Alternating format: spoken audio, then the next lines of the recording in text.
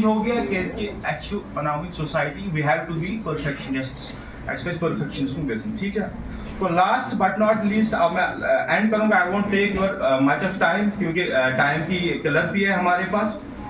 तो इस इवेंट का सोल मकसद जो है is to make ourselves aware about the new criminal laws and let us all take whatever little knowledge you gain from here to our homes, to our peers, to our society members, ठीक है। एक याद आता है मुझे, एक civil rights activist थी America की, पता नहीं आपने नाम सुना होगा, एक एंजेला माया एंजेलो, सुना है किसी ने नाम? नेचर की टैकल करने के लिए इसमें कुछ प्रोविजन डाल देंगे है, जैसे ऑर्गेनाइज्ड क्राइम का कोई प्रोविजन ही नहीं था, है वो प्रोविजन भी साइबर क्राइम एंड साइबर, तो उनका ध्यान रखने के लिए, उनसे टैकल करने के लिए कुछ प्रोविजंस डाल दिए गए हैं। इंपॉर्टेंट इसमें ऐसे कुछ प्रोविजंस डाल दिए गए हैं इन लॉज में जो विक्टिम और सिटीजन एंड चिल्ड्रन रिलेटेड बहुत सारी चेंजेस हुई है, तो वो इसलिए डाल दिया गया है बीएनएसएस में। तो अगर एक्यूज्ड हम प्रूव कर पाए, फॉर एग्जांपल किसी बंदे ने चीट किया है सबको, एक चीज याद रखना, तो ऐसा पता वलसा ब्लॉग अच्छा सा नौकरी फिरी, तो चीटिंग में पर्चा लग गया, इन्वेस्टिगेशन हो गया, पूरे इन्वेस्टिगेशन के दौरान पता चला कि भाई इसने तो बड़ी सारी property, then we can auction that property, that is the basically वो जज ने करना है कि जुडिशरी ने करना है। अब कि कितने पिलर्स है, किसी को idea?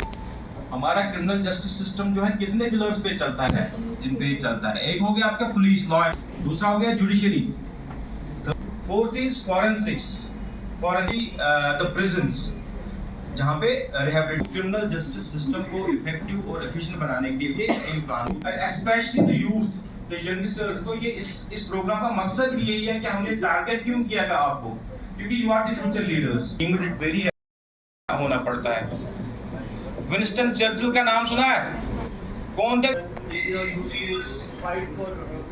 Great prime minister of England during the second war. अभी ये दोबारा चेंज हो गया कि actual economic society we have to be perfectionists express perfectionism basis, ठीक है। तो लास्ट बट नॉट लीस्ट अब मैं एंड करूंगा, I won't take your much of time क्योंकि टाइम की किल्लत भी है हमारे पास। तो इस इवेंट का सोल मकसद जो है is to make ourselves aware about the new criminal laws and let us all take whatever little knowledge you gain from here to our homes, to our peers, to our society members, ठीक है। एक याद आता है मुझे, एक civil rights activist थी America की, पता नहीं आपने नाम सुना होगा, एक एंजेला माया एंजेलो, सुना है किसी ने नाम? नहीं सुना है? उनका एक कोट है when you know better you do better, when you know better you do better। जितना आपको ज्यादा पता होगा उतना आप अच्छा कर पाओगे। This applies in every sphere, आपकी एजुकेशन में, आपकी कॉम्पिटिटिव, जितना आपको पता होगा उतना आप अच्छा कर पाओगे। तो सेम अप्लाइज हियर, जितना आपको कानून के बारे में पता होगा उतना आप अपने राइट्स के बारे में अवेयर होंगे, उतना आप दूसरों के राइट्स के बारे में अवेयर होंगे और दूसरों को भी आप अवेयर कर सकते हो। तो in the and I would thank you all for participating, and especially I would once again thank Team Broadway Education Hub for making the space and platform available for JNK Police to organize this event. Thank you all. When you know better, you do better. जितना आपको ज्यादा पता होगा उतना आप अच्छा कर पाओगे। This applies in every sphere. आपकी एजुकेशन में, आपकी कॉम्पिटिटिव, जितना आपको पता होगा उतना आप अच्छा कर पाओगे। तो सेम है। और कुछ गलत किया और कुछ बड़ा नहीं है, ड्रग्स लेके अगर घूम रहे हो दैट इज ए बड़ा, ठीक है। अगर शराब पी के फर्स्ट टाइम ऑफेंडर है तो क्या करेंगे, जब हम इन्वेस्टिगेशन करेंगे वी विल मेंशन, पुलिस जब इन्वेस्टिगेशन करेगी उसमें कुछ मेंशन करेगी कि ये फर्स्ट टाइम ऑफेंडर है, तो इसका कोई बैकग्राउंड रिकॉर्ड नहीं है। तो हम क्या करेंगे, तो जज जब ये पूरा हमारा केस फाइल देखेगा, he can award community service. Community service is without remuneration, कोई पैसा नहीं मिलेगा उसको, ठीक है। और क्या सजा होगी, सजा में भी, ये रोड बाहर है, वो बोलेंगे right from this Broadway hub to Lal Chowk Ghantaghar सफाई की जाए मेन रोड की। For example, I am giving a just example, recently one punishment is awarded also by Srinagar court, उसको SMH हॉस्पिटल था ना, उसका ground floor, they have mention there I think 2 floors और 1 floor, उनको सफाई करनी थी फॉर 3 days। वोयरिज्म आप जानते हो क्या होता है?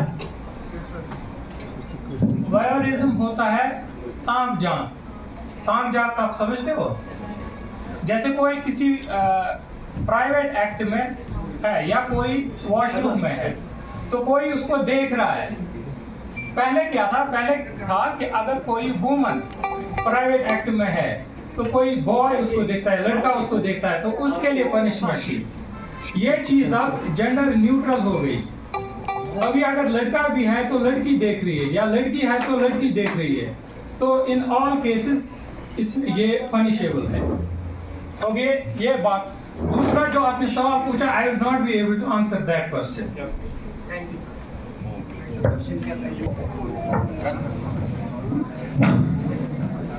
तो ये EFIR और ये जो है ना, ये 0 FIR, ये कुछ समझ आया? हाँ? तो आपको लग रहा है इस चीज से आपको कोई फायदा होने वाला है? हाँ ठीक है, आप पूछे क्वेश्चन प्लीज। सर रिसेंटली एक वीडियो सर्कुलेट हुआ था सोशल मीडिया पे, जहाँ पर एक स्टूडेंट एक पुलिस ऑफिसर को कह रहा था कि हमारे कॉलेज के बाहर ड्रग मिल रहा है और हमें डीलर का नाम भी पता है। So how is it possible कि पुलिस को डीलर के बारे में नहीं पता हो, ड्रग के बारे में नहीं पता, क्योंकि वो भी किसी सोसाइटी के पार्ट है। तो जैसे कि अभी कश्मीर में भी हालत है, ड्रग यूसेज चल रही है काफी ज्यादा, तो उसके लिए पुलिस क्या कर रही है? और आप बात कर रहे हैं जहाँ पे हुआ था सर शायद ये MP साइड में हुआ था ये वीडियो वायरल। आप देखो, आप जो इस चीज को जज कर रहे हैं, ये आप कर रहे हैं on the basis of A video which was circulated on social media. तो एक्चुअल कॉन्टेक्स्ट उसका क्या होगा, सच क्या होगा, तो आई डोंट नो दैट।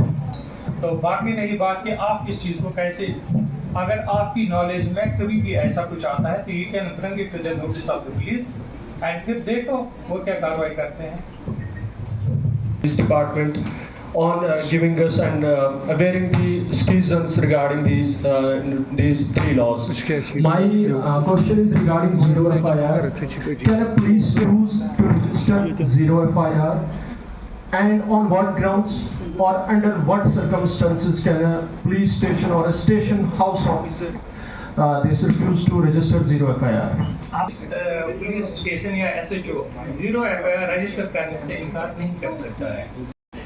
अलबत्ता कभी क्या होता है कि इसमें और रिक्वायरमेंट्स होते हैं। जो आपकी कंप्लेंट है that must disclose the commission of the cognizable offence.